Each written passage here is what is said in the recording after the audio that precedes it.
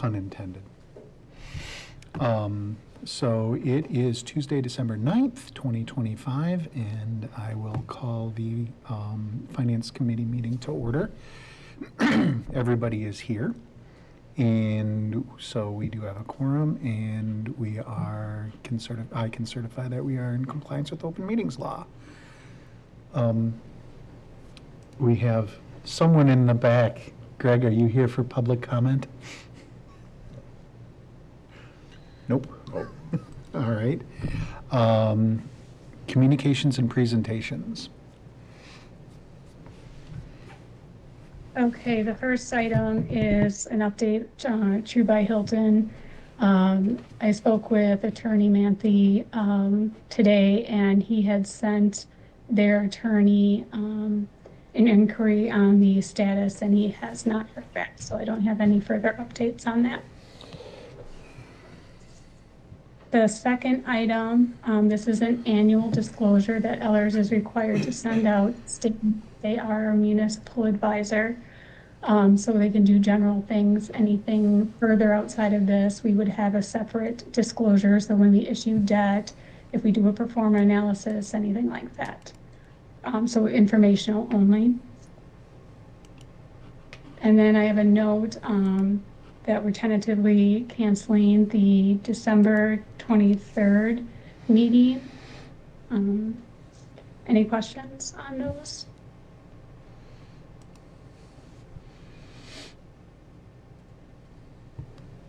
Nope, doesn't look like it. All right, thank you. I assume we have, speaking on the December 23rd meeting, we don't have anything that's pressing that requires us to meet? Not at this time. Okay. Do we need to have a motion to cancel that, or No. we just don't notice it? No, Okay. we won't notice it, or we'll notice it as canceled. Okay. And then if something comes up, we'll let you guys know, but hopefully it doesn't. All right.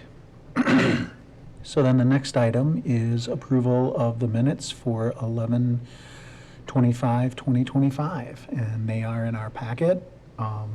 I'd entertain a motion. So moved. Move to approve. Second. All right, motion by Reeves, second by Nenow. Any questions, edits, comments, concerns? All right, hearing none, all in favor, please say aye. Aye. Aye. And any opposed? All right, minutes are approved. Next item is R170 of 2025 to amend the 2025 capital budget for UTV for the fire department. Chief Rip isn't here. Lisa, did you want to talk a little bit about it? This is just a budget amendment. There wasn't a budget for the proceeds of selling an older UTV. So this is going to recognize that revenue. And as you can see, the costs were higher than that $40,000 that was budgeted for. So with this additional revenue, there's still actually like $4,500 more in revenue that's not being spent on the total cost of the UTV. So then, does that 4,500 go into general revenue then? It would be in the capital outlay Okay, fund, the 410. okay. Any questions? Greg, or Brett? Lisa, I got a general one about when we have equipment that we know we're going to sell or have for sale, like this one where we do a budget amendment to add in what the proceed was off of that. How do we normally handle that in CIP? Like if you don't, if it goes in on an auction, you have no idea what its value is going to be. So how do we have a placeholder for that sort of thing? For some, they will include an estimate of what they believe that they will get for a piece of equipment. In the past, it seems like the proceeds would go to the general fund, whereas I view it should be in the capital outlay fund and offset any cost towards a replacement so that we are issuing less debt for an additional piece of equipment or vehicle or something like that.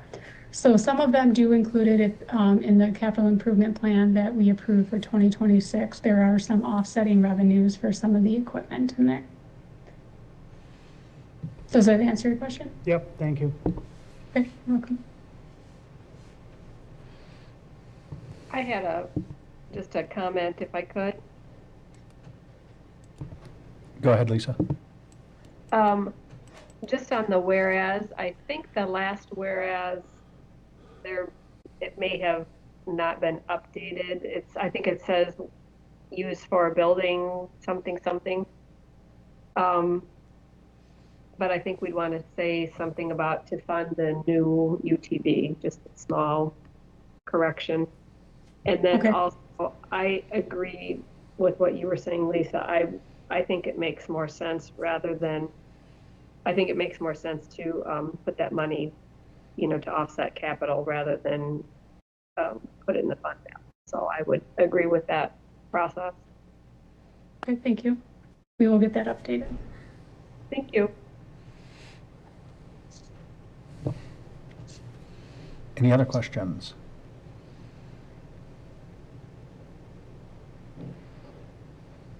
All right, I'd entertain a motion.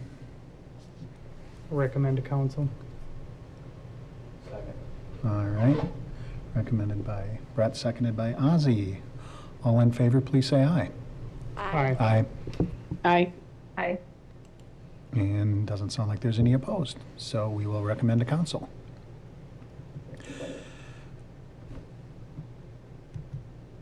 Next item is R-171 of 2025, establishing a fee schedule for mowing, tree trimming, and snow removal, all of which seems like it happened in the last 2 weeks.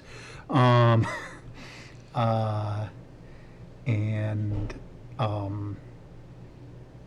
don't know who wants to speak on that, if anyone. It seems pretty straightforward. It I looked, can give a background on that. Yeah. So through the tax roll process and putting special charges on the tax bill, noticed that there were two that were 170. Looking at the backup documentation, there was one that was more towards the $65 range and one that was higher in the $120 range. Yet they were both getting charged $170. Questioning staff, nobody knows how or when that was established. We know it's been going on since like 2010. So this is to set a procedure and a dollar amount for administrative fee, establish it and have it in our fee schedule. So we know what we're charging, why we are, and that we add it to the fee schedule. So we're recommending the actual charge plus a $50 admin fee. There's costs of staff going out, looking at it, noticing it, then having to go for getting it scheduled to get done, and then billing, and then if not paid, put on the tax roll. So there's quite a few staff members involved in this process.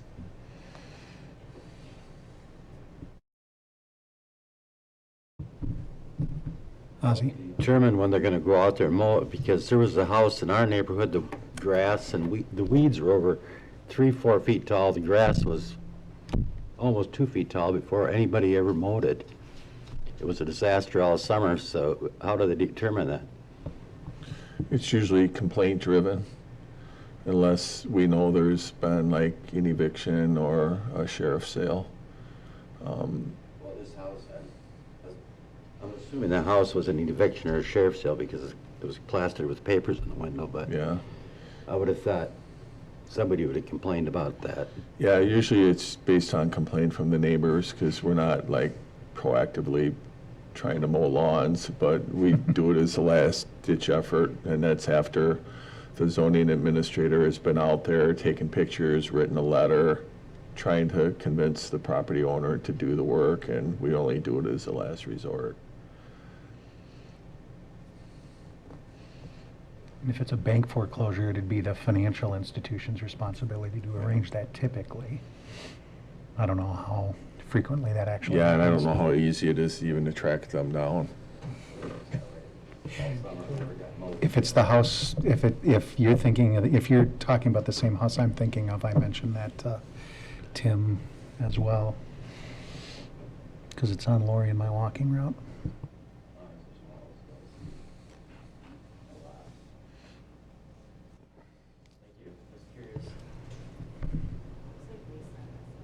Lisa, you have a question? Just was going to comment that, I mean, I support this, but I also wonder if you may want to look at even that $50 admin fee at some point down the road.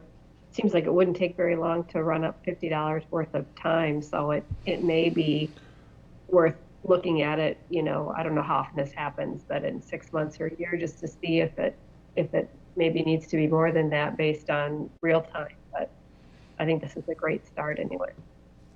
Yep, definitely something we can keep an eye on, you know, and now at least we have it in our fee schedule and established how we're doing it. We can definitely calculate out the actual time that it takes. We really don't have that many. There was only 2 that they were going to put on the tax roll for special charges, but we hadn't billed them yet, so they didn't make it on there. So it doesn't seem that it quite happens quite often, but definitely something we'll keep an eye on. I just have Good, a, oh, sorry, go ahead. I Nope, have a go. question about that process regarding snow removal. Obviously, with a mowing somebody's lawn, you would have time to give multiple notices. But for snow removal, for example, this weekend, there's a business on Main Street that did not do snow removal from its sidewalk. And, you know, we had a lot of visitors in town this weekend. So that would be one where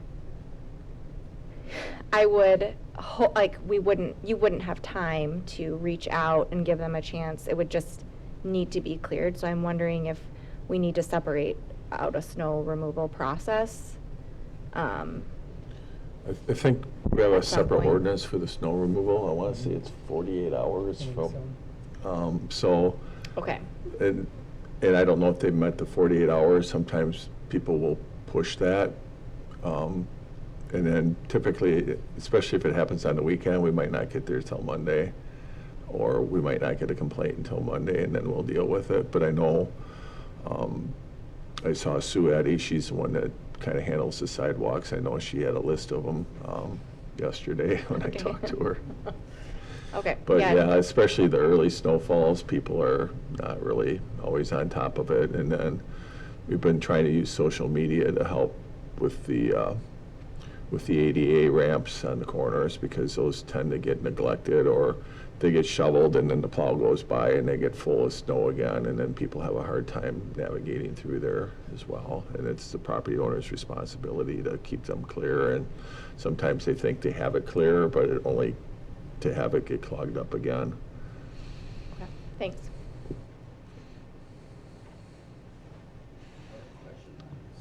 Removal as well. How do they determine who's going to get a ticket? Because Sunday we noticed when we went for a walk on our street, there was one side had tickets and the other side did not have tickets, and I noticed it on a couple other streets as well.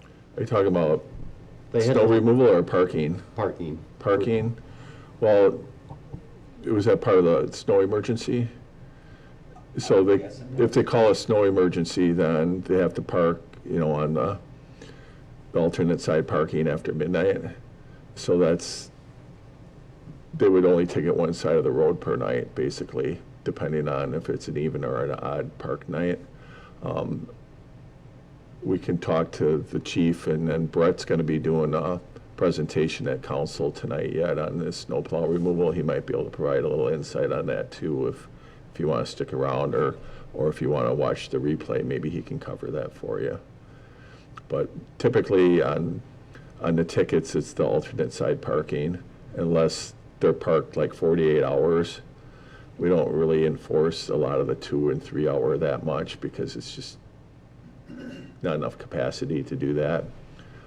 But that would be my guess, is if it's an alternate side parking, they're only doing the one side, and then they would do the opposite side the next night. Well, they call a snow emergency, and then sometimes people don't see the alert, and we do the best we can to get it out there on multiple ways, but not everybody is paying attention, or there's some situations where there's just not enough parking, especially in some of the apartments. There's no place to park, because I think when the apartments were designed, maybe they were only designed for 1 or 2 cars, and now they have 2 or 3 cars sitting there, so they're parking on the road, and it's kind of a cost of doing business for some of the folks that live there, unfortunately, because we would rather not have to ticket them. We'd rather just be able to plow.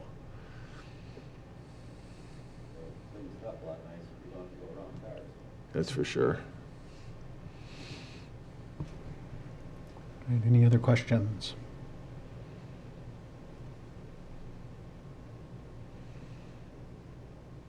All right, we can entertain a motion to recommend.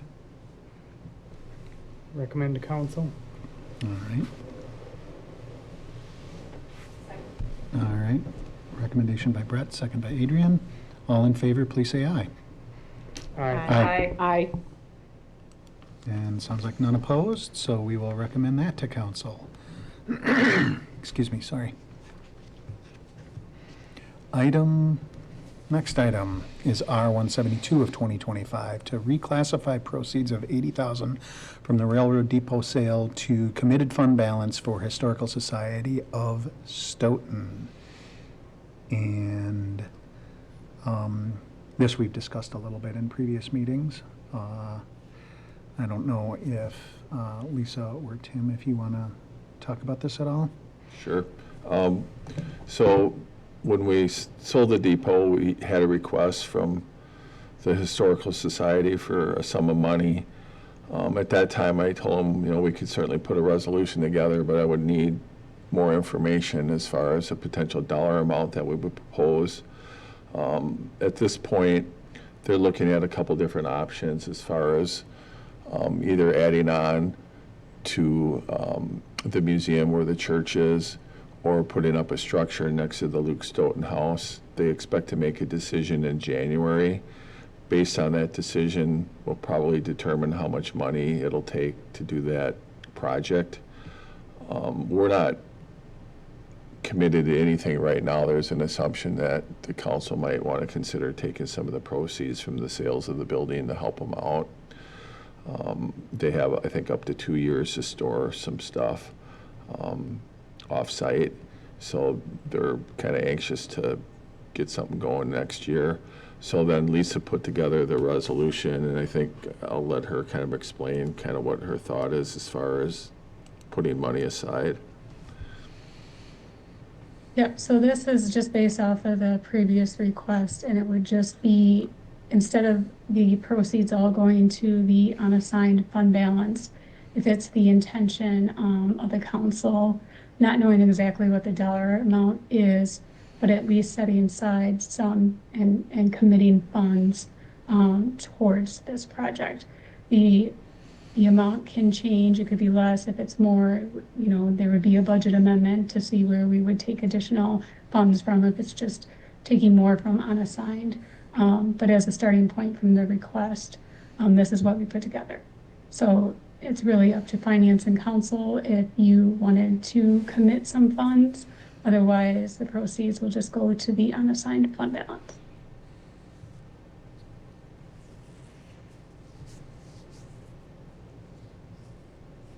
Looks like, Lisa, you have a question?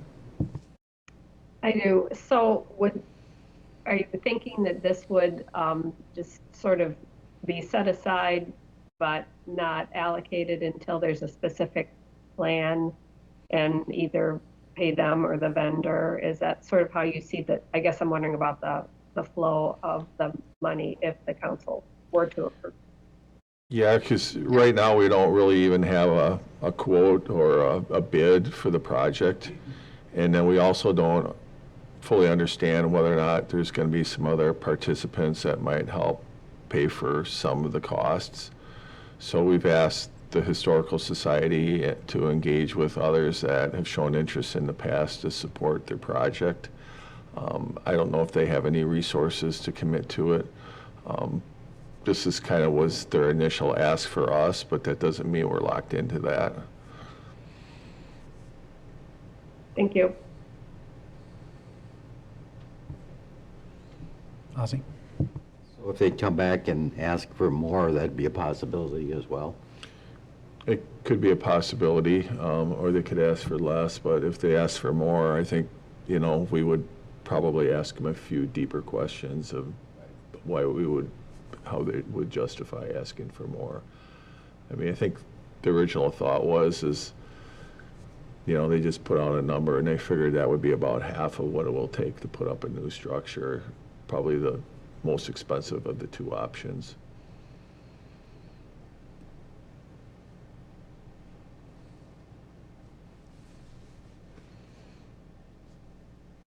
Other questions?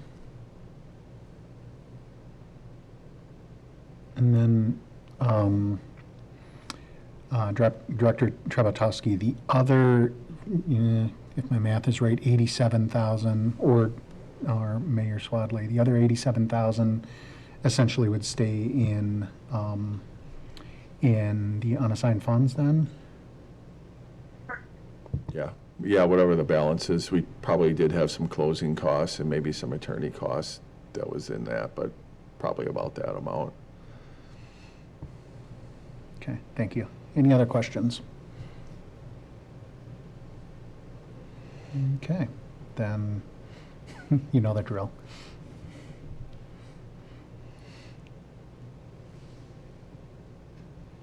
Try to make the motion to recommend to the council. Yeah. Okay, Lisa. Oh, Lisa will get the motion, and Ozzy the second. All in favor, please say aye. Aye. Aye.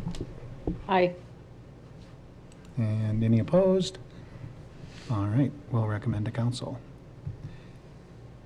And then the last item, which is not wanting to pull up, there we go, is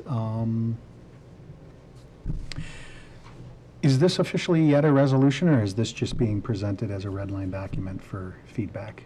Well, we put together a resolution based on some feedback from the Sustainability Committee, and Adrian is the chair, so I think probably give the best overview of how this came to be and then figure out what you want to do.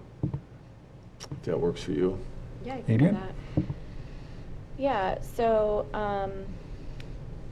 the council was coming out of some TIF negotiations, feeling like they didn't have guidance on types of sustainability measures that developers could potentially kind of have as like a, I want to say kind of like a menu almost, or anything, you know, written down that they could point to developers to say, hey, like we want to see more of this. So we took a look at this application and policy to see if we couldn't include more language and examples of types of projects that would sort of bring up the standard of projects that developers are bringing when they're requesting this type of funding. So none of this is meant to require these projects, but more is just adjusting language, bringing it into conformity, and including some language and examples that help the developer be more aware of the types of projects we're kind of supportive of or would like to see more of.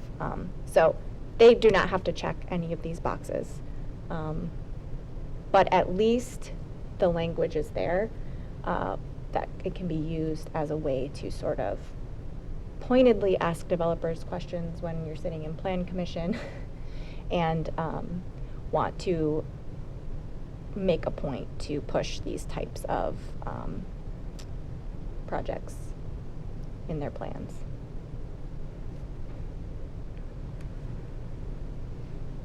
questions? I have a list, but I want to, And then while we talked about that in sustainability, it was, we certainly were frustrated with some of the negotiations that we had with some of the TIF applications.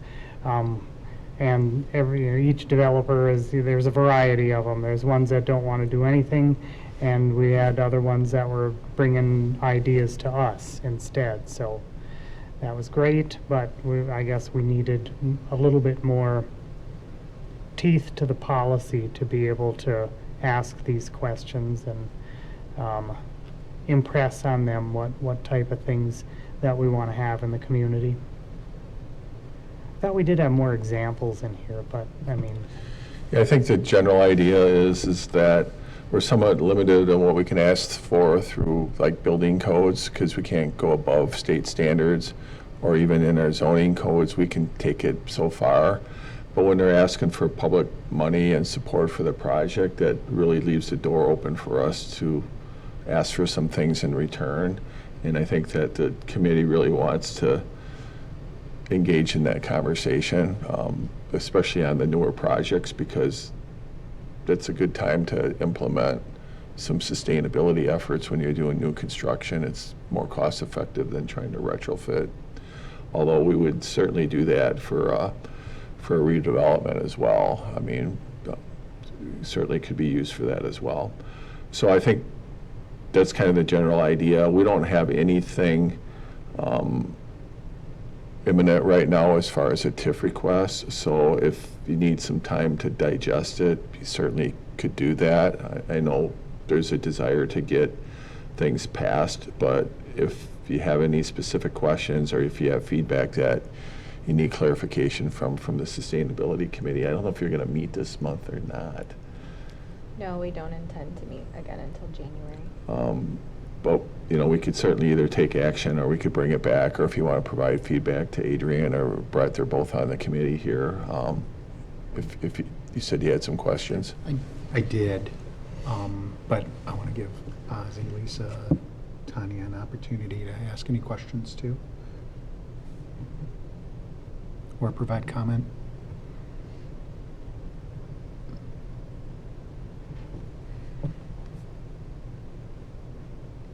All right. You actually answered a couple of questions, because like my first question was whether the intent is to start a conversation or be prescriptive. And I kind of knew the answer. I just wanted to make sure that we were clear on that. Is there any concern at all that laying them out in the level of detail that we have could, like if you had somebody who isn't necessarily as familiar with how this process works, it could be a barrier to entry into our markets at all? Any concern with that at all? I mean, I don't really see that as a barrier in it. I mean, at least it would be if they perceived it as a barrier, then that would spark the conversation a bit more. Then they would have to come into planning or come into whomever and talk through what their thoughts are on it.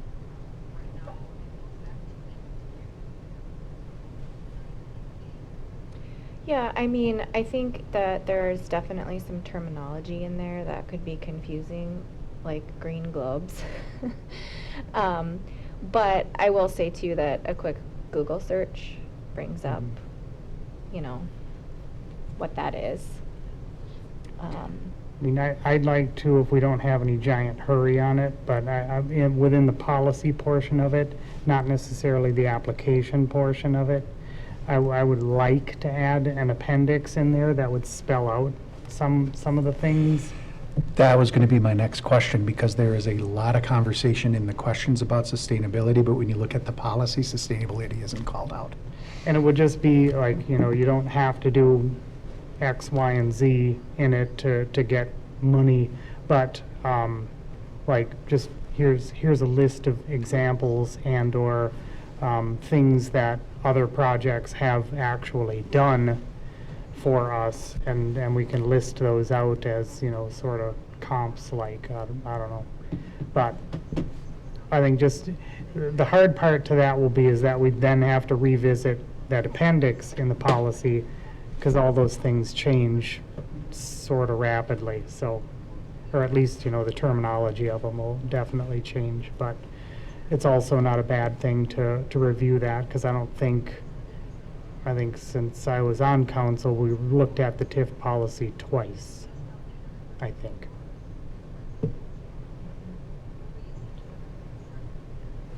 We did look at a couple of really good TIF application and policies Mhm. from other communities. I believe Middleton had was a really of good one, them. yeah.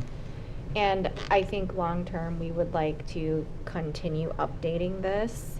And there was a lot of discussion about including examples, even having a section that includes items that are sort of just standard at this point that wouldn't actually elevate, you know, your ask for subsidized development, right?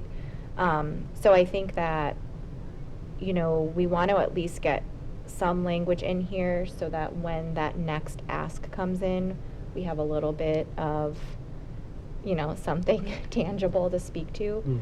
But I do think there's definitely continued improvement.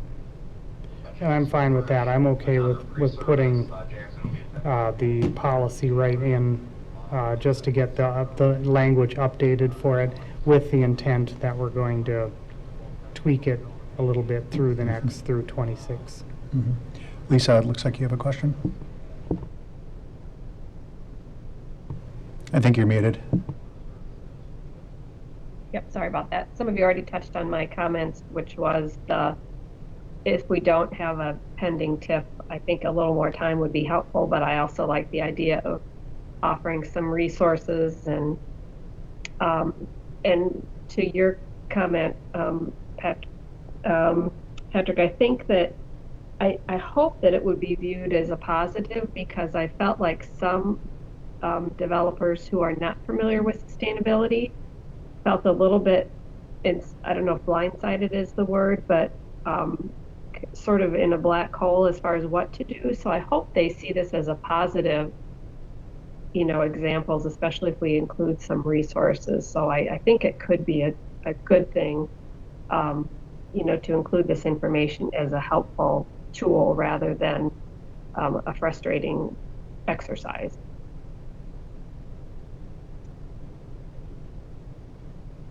Yeah, I think the whole idea is to really have the rules of engagement outlined out front, much like the park design guidelines and our ordinances. So as Lisa mentioned, you know, we're not feeling like we're moving the goalposts on the developer. If we hand them something from the get-go, then they have no excuse not to be able to work with us to follow the guidelines, and they can make a decision early on if it's more than they want to undertake.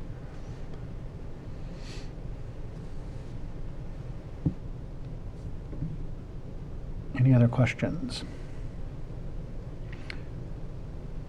You know, like I say, I'm perfectly happy to get policy language in place as it stands, and then work through revisions afterward. Okay. That's the will of the committee. And I have a couple of kind of nitpicky questions, which I can send to you separately. We don't have to pick my nits tonight. Is there anything in here that is like a stickler point that you wouldn't want? No, they're nitpicky, but on big picture. Like, so, no, not at all. And I agree, we've gone back and forth on this, and having it laid out proactively is definitely, in the limited time that I've been on council, I've seen where that could be beneficial. Well, I would make a motion to recommend to council then. I'll second it. All right, so we have a motion by Adrienne and a second by Brett. So, any further questions on that? Otherwise, we'll call the question. All right, all in favor, please say aye. Aye. I Okay. And any opposed? And I'll abstain. I have a couple of questions, but none that require me to say no. Okay, that brings us to the end of our formal agenda. We have, and now I have to rewind on my computer here, the outstanding items for future meetings, which we said does not necessarily require us to meet in 2 weeks. And of course, I went too far. Looks like in January, our first meeting isn't until January 13th. Holy cow. Discuss the purchasing card policy and the financial reports, and then later on, the cash handling policy, which again, Director Trebetowski, if you want to fire anything my way, I'm happy to help. Will do. Purchasing policy, TID 7 projects, affordable housing fund use options, and TID 4. Anything else we I need to? do. Whoop. I just wanted to mention, we'll be having the state trust fund loan resolution for the purchase of property at Williams Drive for the future potential public safety building. And then January 27th, we're looking, the utility manager and I have met, and we'll be looking to update the investment policy as well. All right, Okay, motion to adjourn. all right. Motion by Brett. Second by Adrian. All in favor, please say aye. Aye. Aye. Aye. And any opposed? We stand adjourned. Thank you.